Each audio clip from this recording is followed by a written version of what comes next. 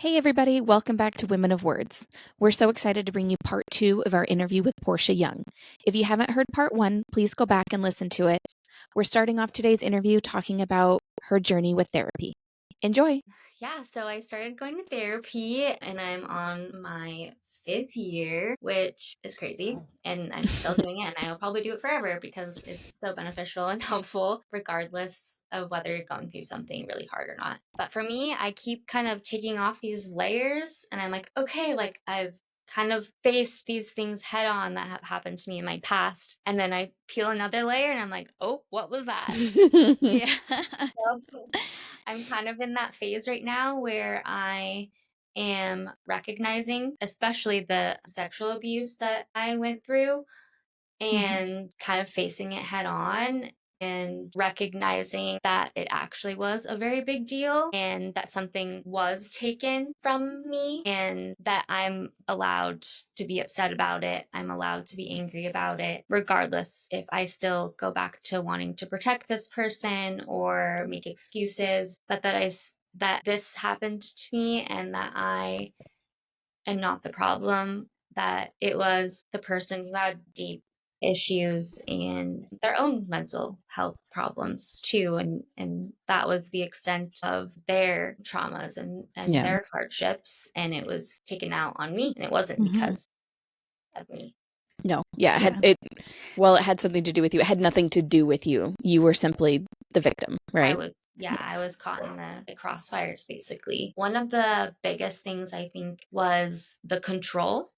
It wasn't just from, I feel like, the control like that we had in like a high control religion per se, that definitely fed into it. So you talk about the control. Can you give me an example? I'm Yeah. just curious. Like, you talked about like controlling maybe how you looked or how you presented yourself, or what's another example you could give? How did that manifest? Yeah. One of the big things was I was smaller. So I felt like my clothing options were kind of strange. But yeah, so I was smaller and I kind of had less options with clothing. And we obviously had to wear things that were like below our knee and Mm-hmm. our, cleavage covered and everything. And I don't have much boobs to start with either. Like, I just don't have much to flaunt. Yes. That was one of definitely the control things, was like scanning my outfit before I left the house and making sure that I wasn't revealing too much, whether it was going into our church or just in public. So that was really difficult. I would stand there just like in tears because it would be like the fifth outfit of like having to go back before we left for a public, Wow. like just hang out with even friends sometimes. How did Um, he handle workout clothes? oh yeah, those Right. were, I remember when yoga pants were bashed no, publicly. I know he went home and he was like, "You're not wearing them anymore," and I Yep. was like, "Yeah, I am." Mm-hmm. Like, what Wow. else do you want me to wear? Yeah. Men's Yeah. basketball shorts. What do you want from me? I know. That was just really tough. And so then I feel like I didn't even like clothes. I didn't even want to, like, I just had no interest in them because I was just like, there's no point. Yeah. Yeah. Yeah, when you Yeah. have to think about fashion and reflecting your personality through all of those lenses, by the time you get to the end product, it has nothing to do with you, Yeah. right? And yeah, so we'd go to our church and everything too. And it was hard because we would have other people looking at us too. And so, Mhm. I'd have comments like someone would take me aside or take my ex aside and be like, Mhm. Portia's skirt's too tight, Yep. and see the outline of her butt, or even just like her shoulders are showing, like Her straps are too skinny. The Mm. back is too low. Hmm. Yep, I remember it all. So you said that you find yourself like excusing your ex's behavior a lot. Do you find that you try to like excuse the religious things that you were taught, or like you like want to defend it, like, oh, it's not that bad, or how do you feel about it now? yeah, I feel like they're just really tied together. That Mm. pressure to just like conform to these like religious lifestyle morals, Mm. values, in conjunction with our like family life and our like roles as husband and wife. So I feel like I kind of excused that. I was like, okay, like I yeah, I feel like I excuse like the religion with it and just him as a person too, because Yeah. I feel like I just knew so much of his background and I knew both of us had the same upbringing. So I'm like, I know the difficulties that come with Yeah. that. And maybe his behavior is like this because of what he went through growing up or his role models. And like that's not his fault. So Yeah. yeah, I definitely excused that a lot. And it's interesting now because I in therapy my I've been a lot more open about talking about a lot of this stuff and kind of diving deeper with my therapist. And she actually brought up the topic of narcissism, which was something that wasn't even on my radar. I kind of always just had like one definition of a narcissist, and I'm like, well, they're not that. So, Yeah, same. So dive into that. Because, yeah, yeah, I'm like a narcissist to me is like someone who's just really full of themselves. yeah. Um, yeah, they're really full of themselves, like they're selfish. And I think that's what was so confusing to me at first to even accept because I'm like, he was so kind. He was so like jolly. Happy. Yeah. Just like I would say more so like happy go lucky, Yeah. like um and so I was just like, there's no way that like this person can be diagnosed or with this behavior.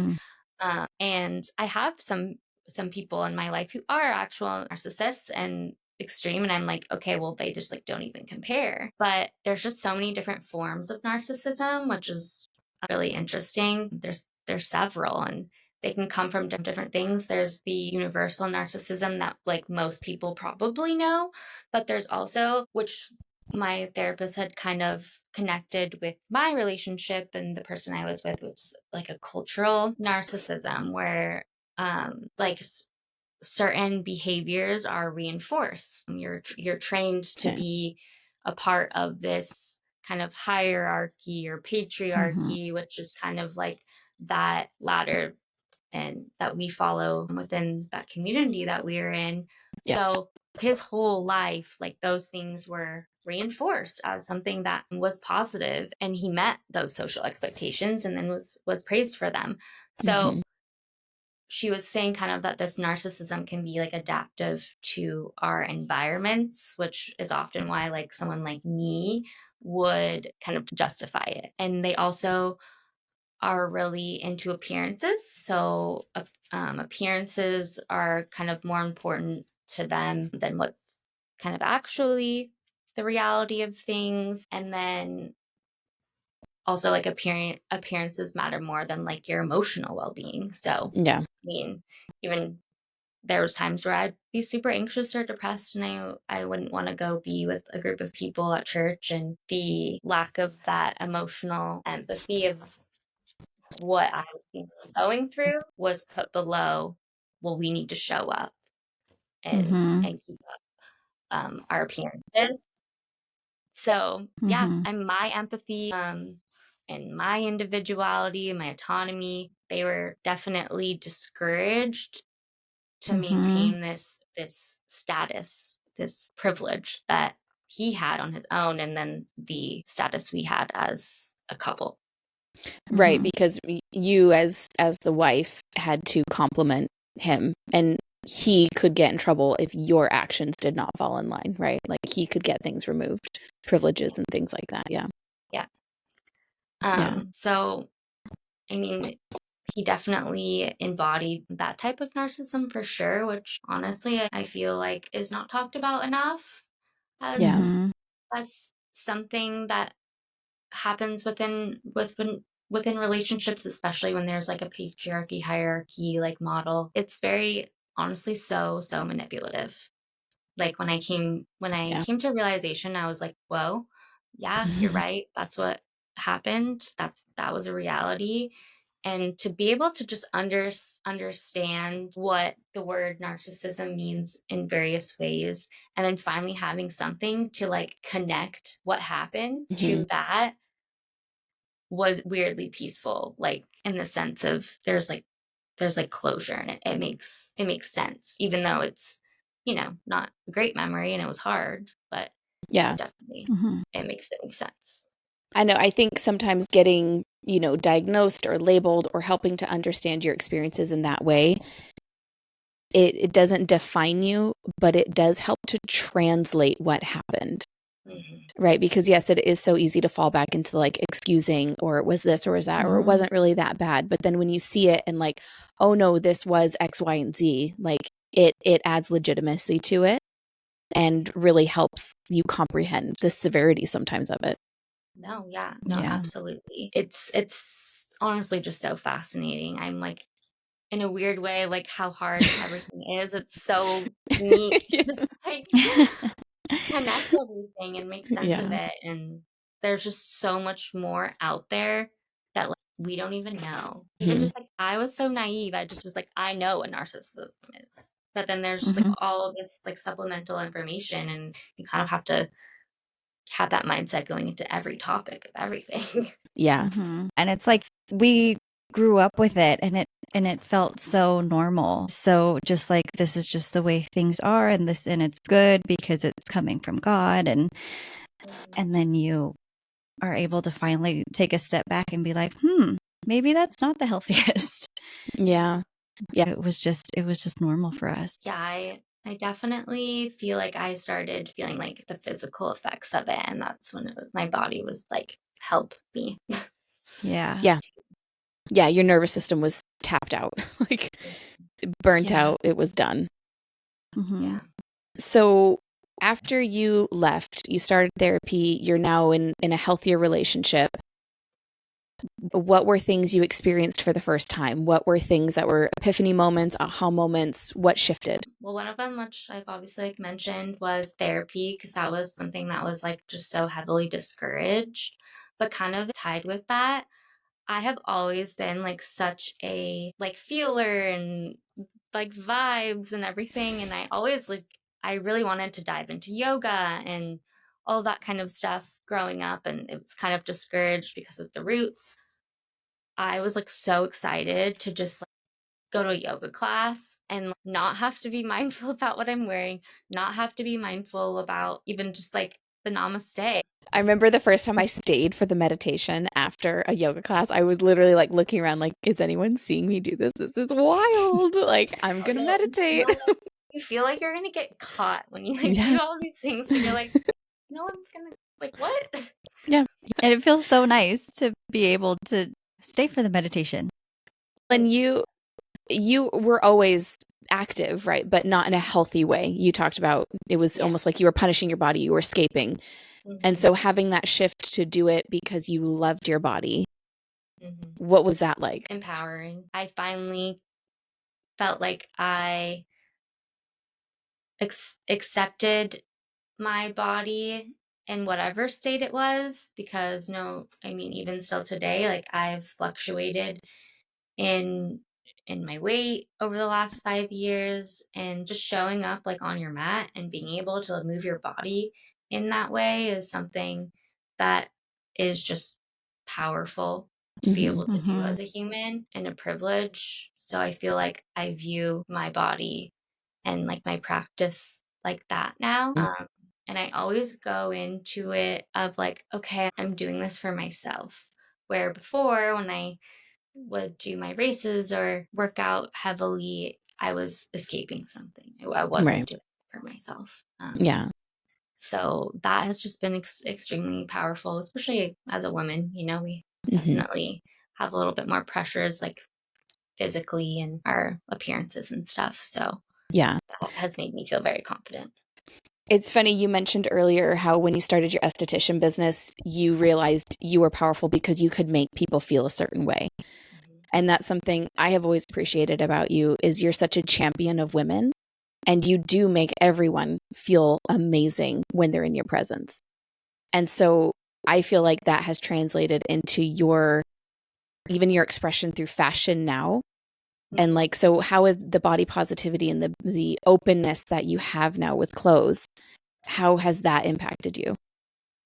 Yeah, I definitely have had a lot of fun just being able to express my style. I've been having fun like just going and finding like vintage pieces that have a story, or buying something brand new that's expensive just because I want to and I can. So yeah, just like kind of finding that mix and playing with that. I mean, my husband always says, he's like, you literally have like 7 million different styles. Like one day I'm super girly and the next day I'm like grunge. Yeah. Yeah. And I feel like there's this almost like stigma, like, okay, well, if you find a style, you have to stick with that style. Like, or so I've definitely been in the more mindset, like, do whatever feels good. Like, Mm-hmm. whatever feels good that day. If you want to dress a certain way one day and not the other day, like, it's your body, your choice, and you get to express yourself the way that you want to. Yeah. And you don't have to fit in a certain genre, if you will. I always think about those like magazine quizzes where it's like, what's your style? And you go through the Cosmo quiz and you're like, oh, I guess I'm shabby chic. Like, oh, okay, that's what I'm going to dress for. But I do that same thing where I'm like, this is how I look. This is how I dress. And I'm like, well, why can't I wear that ridiculous thing? Like, could be fun. I don't know. And honestly, we're the ones who hold ourselves back because I'm always like, oh, like people are going to stare at me or they're going to whatever. And literally, people usually compliment you. Like, they're not thinking that way. It's ourselves that kind of put that pressure and set ourselves back from exploring. So true. You made a note about getting tattoos and piercings. I want to hear about them because I love tattoos and piercings now. Well, mostly tattoos. But yeah, what was that like for you? When did you get your first tattoo? I got it pretty soon. I had always like been enamored with them. I honestly didn't think that I would ever have like a full sleeve or be as tatted as I am. Yeah. But I've always wanted to get one. But I'm also like a perfectionist and OCD, and I was just like, it can't be bad. It can't, like, I mean, my brother was getting them and they were horrible, and I was like, oh, Kobe has bad tattoos. Yeah. Kobe. He did some himself. Oh shit. Geez. Yeah. I'm like, I don't want to go that route. So I did my research and everything. And I put it on my back because I was like, I don't want to look at it. My first one. Heather did the same thing. I want to see it. I know. And now I regret it because I'm like, I can't see it. I know. And it's like actually so cute. And I remember getting it done and they're like, why did you decide to do your back first? It's like the most painful spot because it's just like, right. Yeah, over your spine. Basically. And and I was like, I don't know, I just don't have to see it. Yeah, I know. When I got my first one, it's on my upper arm, and I was like, I need it somewhere I can cover it because, I don't want to show everybody, and who can I hide it from? Yeah. I mean, it's kind of same too. I was like, oh, I can, wear a shirt or whatever if I'm around people. Right. And then I just loved it so much and got addicted. Kept going. And then I just really like wanted to tie a lot of meaning to different things too and kind of put it on my body. And I also exclusively, besides like one male, get my tattoos done by like women, badass feminist women that are amazing at art. And it's honestly such a privilege to carry their art on my body. And I just love that.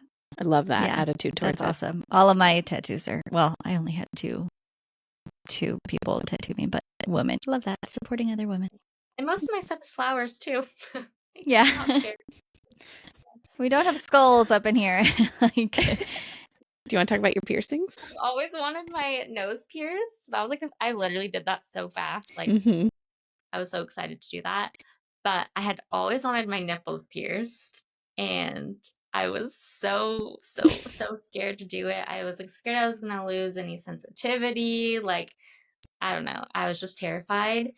Yeah. And I finally did it a couple years ago on my birthday. And I wish I would have done it sooner because it's like so fun. You want to like, it's just like, I don't know, it's just fun. It makes you feel kind of girly, badass. But also like very sexy. Yeah. You're like always decorated. You're like always ready. You're like, you're adorned. You're always ready. I love it. Take your tits out. Oh gosh. So any other piercings or just nipples and nose? And then obviously my ears. Yeah. And stuff. But I don't think I would get anything else super extreme besides maybe more ear piercings. But, yeah. yeah, that was one of the things I really, really wanted to do, and I finally did it. We went together to get my nose pierced, and she got double helix. Mhm. And yeah, we did that like 2 months after we left. And Yeah. I literally have pictures from like 2015 of me with like a fake stud that I like glued onto my nose. Yeah. I've always been obsessed with them, and it felt so good to finally do it. I know. Yeah. Yeah. That's so interesting because it's like we're still like trying to find who we are, but there are those things that like we always knew, like I would do this if I, if I had the opportunity, I would love to do this. And then goes to show you we did it like almost Yeah. immediately after leaving. Like, oh, okay. Yeah, it's like yeah. So what about holidays? How have those been for you? Holidays are still kind of hard for me, especially birthdays. I have a hard time Mm.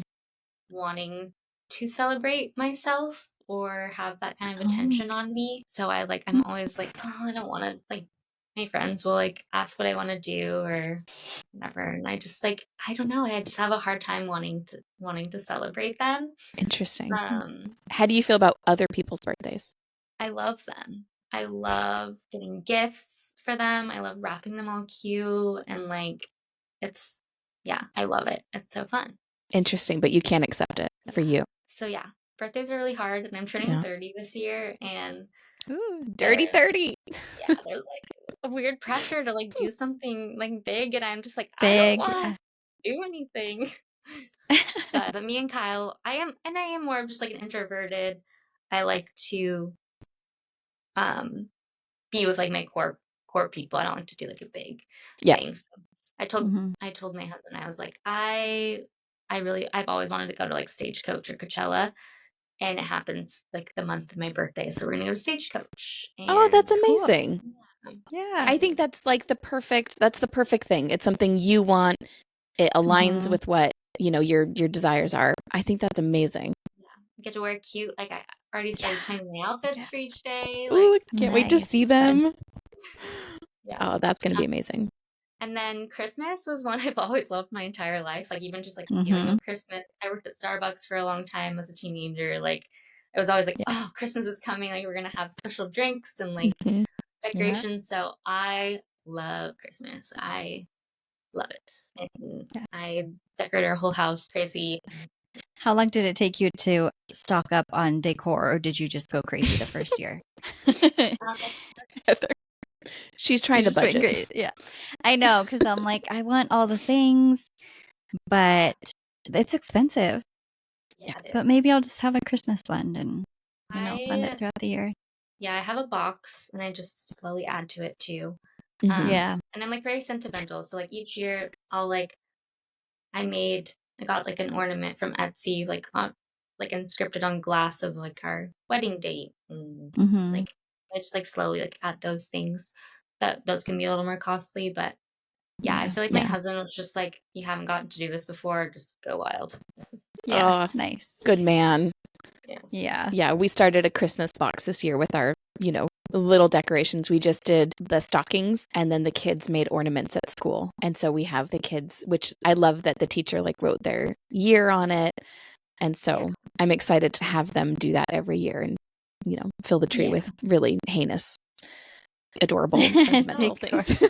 Yeah. Like what I wish that we had. Right. Kind of too is like, or I wish I had ornaments on my own tree that like Yeah. were from when I was a kid or when my husband was. And I Yeah. think that's probably more so the challenge is us building our own traditions and figuring out like what these times of year like mean to like our family unit, because we don't have like, oh, we did this every Christmas morning. So it's fun in its own way too, though, to be able to kind of reshape that. Yeah, it's bittersweet for sure. I know we've had conversations like that. Like, we're the first generation building these traditions, which is hard, but also nice. But like, what do we want them to be? And how involved and how not involved? Yeah, I want to talk about the last point you wrote. Oh. Sexual liberation and self-acceptance. Oh, yes. What does that mean for you?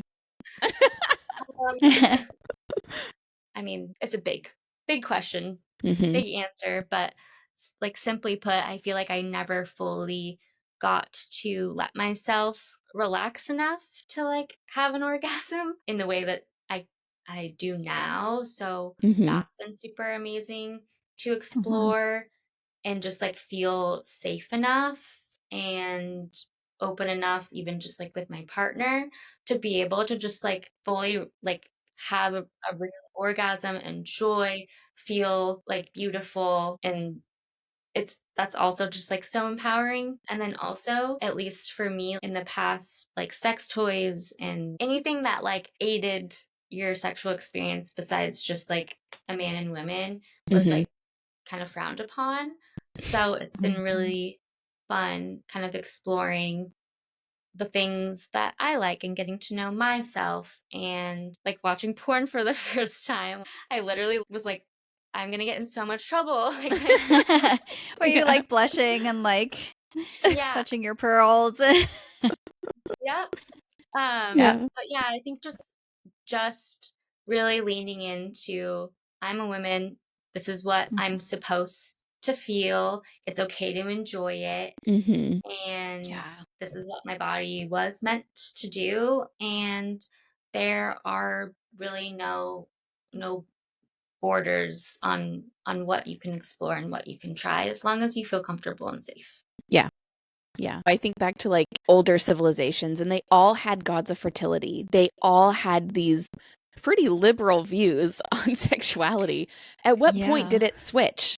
I know. I feel like for especially women in Christian religions growing up, it's like all of your well, even men before you're married, it's like all of your sexual desires are bad and just like stomp those down and don't think about it and don't watch porn and don't masturbate. And if you do, you're disgusting. And then you get married and it's like, bam, it's Do it okay. all. Go ahead, Oh, have do it sex. all Yeah. and be Yeah. great And at it's it. not Feel comfortable. right. Yeah. And it's not natural. And then it's like the woman's like, well, even if you don't want to do it, like do it for your husband. And so you just get used to like just doing it for them and you not enjoying it. And it just becomes normal. That is just like, oh, this is just what I'm supposed to Yeah, it do. just And it's feels like transaction. Mm-hmm. right. And I feel like that's just it's so not healthy for, a relationship. Yeah. And that's Yeah. something that I'm definitely working through as well. Yeah, I know. I think it's really important. I mean, even just like you like bringing up like masturbating too, which I feel like people don't talk about enough because it's Hmm. just like I don't know why, but It's like the word um moist. I And know. nobody, I don't like to say it, but It is. But yeah. I feel like it's so important because I feel like that's how you get to know yourself and what you like. Hmm. And it's empowering to make yourself feel that way without someone else having Yeah. to make you feel that way. So then when you are with someone and sharing that experience, then it's like extra special. And then, yeah, to have these Yeah. expectations like sex between a man and woman should be amazing in marriage. And you're like, great. I don't even know what body parts I have. Yeah, what never made sense to me was like, okay, you're not supposed to masturbate, but then when you get married, your spouse can do it to you. How does that make any sense? It depends on where you grew up and stuff too. I would Mhm. say like where you guys are at, it's maybe a little more conservative, and here, if you were in In that California. community, it would be a little less conservative. I always tell my husband, I'm like, I honestly regret not having sex before marriage because I think when we were like we would meet up in his truck and just like make out in his truck. And I'm like, I think we could have had like really great sexual experiences when we were like hot and heavy. And Yeah. instead I had to wait till I was married. And then I was so nervous and I knew nothing about lube. And so, the first few times was like not enjoyable. And I was like, great, this is just how it's going to be. I have so many thoughts Yeah. about religion and sex and But now we have the rest of our lives to enjoy it. Yeah. exactly. Making up for lost time. Yep. Now we have all the lubes and all the and all the vibrators and all the toys. You also mentioned something else that helped like building your confidence, and that was doing dance. I'm a pretty like expressive person, and I always loved to sing. I've always loved to dance, and I did some stuff when I was younger, but then obviously wasn't really encouraged just with like the competitiveness and being with like non-believers Mm-hmm. growing up. Mhm. Um, so for me, it's been really fun. I feel like I started with yoga and that like built my confidence. And then I started taking dance classes and they're called heels. Mhm. And it's kind of like pole dancing, but without the pole. Yeah. Okay. Yeah. Nice. So it's just like it's so much fun. And you wear like these ballroom kind of style dance shoes and they like Mhm. lace up because they're supposed to support your ankle. And you just like Ooh. listen to good, like either rap music. I mean, we did like a Doja Cat routine, which was Yeah. super fun. Like, and you're basically flipping your hair and rolling around and like, Yeah. yeah, it's It's very amazing. sensual, right? Yes, a very sensual dance, and it definitely puts me out of my comfort zone, but it's really fun to Mm-hmm. definitely explore and I love something that. new to try. Just come home with bruises from rolling on the floor, but So, how did you rebuild? Okay, we've talked about a lot already, but like, is there Mhm. anything specific about rebuilding community that you think is noteworthy? yeah. I mean, I basically came here with no support system, no friends. The only person I knew that was going to be with me and fully support me was my husband now. And I remember just coming here and I'm like, whoa, I don't have any friends. I don't have any like other humans to like interact with. So I really pushed myself because Mm-hmm. I was in a low place and I also am just like I recharge at home when I'm by myself. Like so I really pushed myself and that's where things like yoga really came in hand. Like the yoga studio that I go to is like super community based. Like literally you sit next to someone in class and you're just like chatting with them. Yeah. So I made a lot of friends just from that. Even like I I remember one girl sat next to me and she was like, "Hey, do you want to exchange numbers and let's like do classes together?" Or so just being more forward, I think was definitely the key. Like going out and doing something and then if you feel like a good vibe about someone or you want to be their friend, just being bold and putting yourself out there. Because the worst they can say is no, but like at least you know that you tried. Yeah. And so, yeah, I definitely have made good friends that way. And then I also decided to go to back to school for nursing.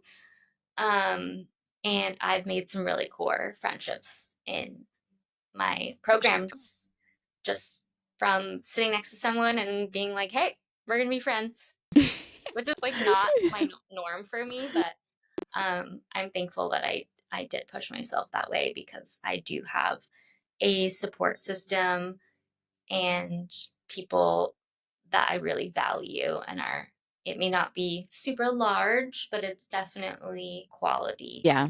I think for sure quality over quantity is a different mindset than we had before, maybe. I have one last question. So your husband grew up in the religion. At what point did he leave? Or is he still in? He did it like the nice way, like he just kind of slowly faded. So he didn't really have maybe the same like bold entrance that maybe like we did, but Yeah. but yeah. Gotcha. Oh my gosh. Okay, so let's talk about books. Books time. Okay, Yes. what is your favorite genre to read? Um definitely like smut, Excellent. fantasy, spicy. Mm-hmm. Um Yes. I have a book I recommendation for you then. yeah, I'm We'll like talk later. that's my fave, especially exploring my sexuality. Mm-hmm. Mhm. And I used to read romance novels like literally at a very young age where I probably shouldn't have been reading them. Yeah. And it was funny, like even Taya told me like my mom used to like be so worried that I was reading romance novels like my whole life. And she always said it to me. She's like, you're just in your head in this fantasy land about what Oh my real God. life is. Fun. Yeah. But yeah, Oh, that's so funny. I always loved romance novels. And then ever since I left, I definitely have dived more into like the smut. My husband loves fantasy, Mm-hmm. and I've always just been kind of like, ugh, don't like fantasy that much. And then I've like started reading like more like smutty books that are also fantasy, and I'm like, whoa, Yeah. these worlds are so cool, and it's been really fun Yeah. to. I mean, he's like Lord of the Rings, Hobbit, like that kind Hmm. of stuff, but it's fun to kind of like get excited about the same Yeah. worlds and stuff. Yeah. Yeah, Hmm. for sure. What was your last 5-star read or last book that was like impactful or you loved? My last 5-star read was actually the last book that I read called Many Lives, Many Masters. And it's by a a psychiatrist. It's a true story, and it's written from his like recordings of that he has like with his patient basically. And he kind of comes at it from a very like science-based view, kind of Mm-hmm. skeptical, but he helps this woman who has like severe trauma and anxiety that are just like really affecting her overall quality of life. And he's just trying to help her in all these ways. And they end up doing like hypnosis Mm-hmm. and kind of diving into like past life regression Oh, therapy, and Hmm. that like you have many lives before the life that you have right now. It's definitely a new concept for me, and I still kind of have like a resistance to it, but it's been really fun to read about. And yeah, it's a good book. it's funny how things like that pop up, and in my head, I'm like, yep, mm-mm.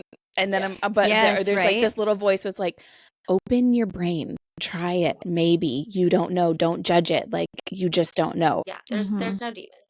There's no demons happening. Yeah, What? I know. No.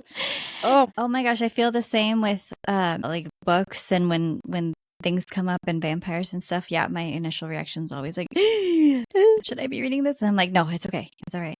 Or like the Oscars, right, were just last night or whatever, and all these movies, I'm like interested to see them, and they're like most of them are rated R, and I'm like, oh, I can't watch. Oh wait, no, I can watch I those. can. Yeah. No, I Yeah. literally cried my head off at one of our what do you call 'em? Big There. gatherings, Oh, convention? uh assemblies. Oh, They yeah, like Oh, they talked about not reading Twilight. And yeah. I had already read all of it, thank goodness. But I remember just like sobbing. I was like, they're gonna what? Like I can't read these books. Yeah.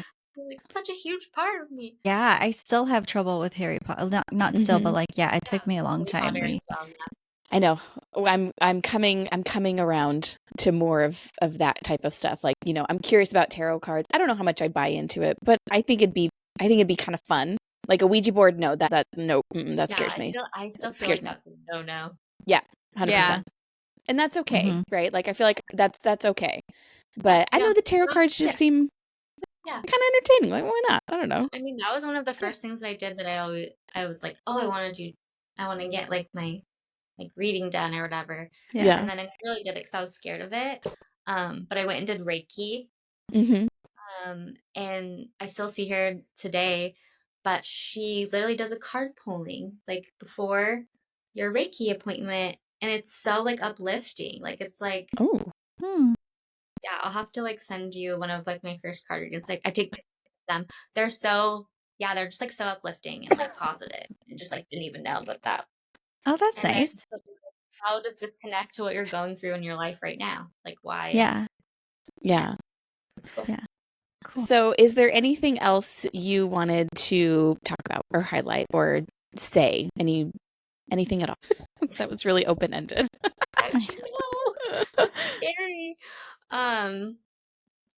Yeah, I with our like political climate right now, with obviously there's many things that are not okay, but one of the things obviously that's really on my mind is women's rights. And I think one of the things like that I always want to highlight, especially just like from my background, is that women deserve to be equal. We deserve to have a voice. We're just as capable, and we bring a different skill set to the table, and that we're strong, Yeah. and just for all the women to lean into that strength and know that you have power and that you are in control of your life. If you want to leave a relationship because it doesn't feel right to you and you don't necessarily have a good reason to, just because it doesn't feel right, that's good enough of a reason. And so just following your gut and intuition and standing up for yourself and creating the life that you want and not conforming to the norms. I love that. You tied that in a beautiful bow. Thank you so much for just being so open and honest and sharing all of that. And I know there's 7 more hours of content here that we could easily talk about. And maybe we'll have you back on to talk more because I am so inspired by your story. Yeah. Thanks for having me, letting me be honest and open. Catch us on all the socials, and we will see you next week on Women of Words.